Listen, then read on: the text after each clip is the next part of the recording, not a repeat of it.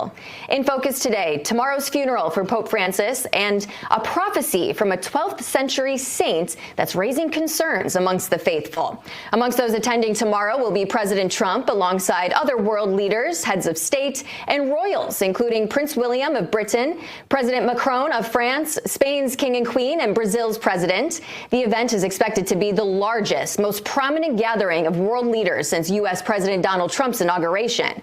The late pontiff's liberal opinions on global issues occasionally put him at odds with some of the leaders who will be in attendance at his funeral. Joining me now with insight is Father Brian Horgan from the St. Lucie Catholic Church of Highland Beach, Florida. Welcome to the show. Thanks for being with us this morning. Thank you, Emily. Good morning. So, Father, what do you think made some Catholics feel that Pope Francis was a renegade pontiff with liberal ideologies? Well, I suppose to answer that question, you have to look at who he succeeded. And the tradition in which he succeeded was a very conservative one, a very kind of black and white area. There was kind of no grey areas in that. And coming from South America, coming from a Jesuit background, his theology would have been a little more liberal than what you would normally expect from maybe a European or a different cardinal like that. So I think, when he was elected Pope, he said that the cardinals have gone to the ends of the earth to find a Pope. And I also think that was his theology, that he wanted to always go to the ends of society and welcome those that society tends to forget or neglect, that he reached to the ends of the earth in his theology itself. Absolutely. I think all eyes are going to be on who is the next pope. We've been hearing Cardinal Sarah's name thrown around a lot. I know that he has more conservative ideology.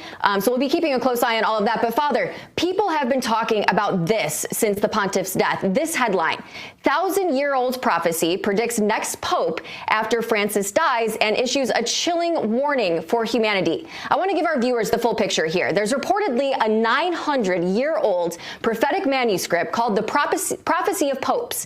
It was written by a 12th century Irish archbishop who was canonized as Saint Malachy. The manuscript was reportedly discovered in the Vatican's secret archives in 1590, and it claims to predict the identity of each pope, starting with Celestine II in 1143 and ending with a pope named Peter the Roman in the year 2027. I mean, that's less than 2 years away.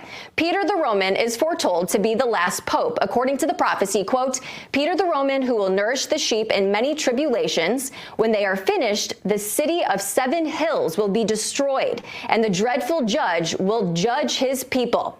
The end. That's it. That's over.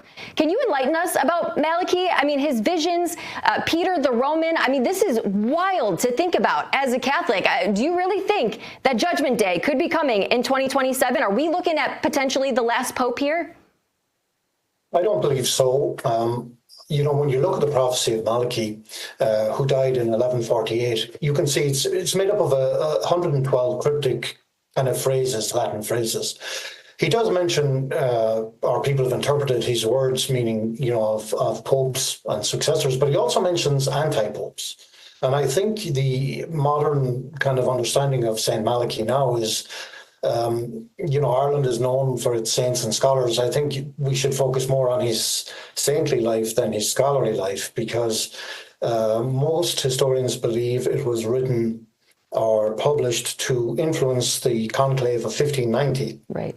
Whereby the Pope that he mentioned in that, Cardinal Simoncelli, had been appointed Pope, and they wanted Malachy's prophecy to fit into that. So I don't believe that there is an imminent threat or anything like that. I mean, death could come to any of us at any time. So I think we should focus on living and not focus on dying.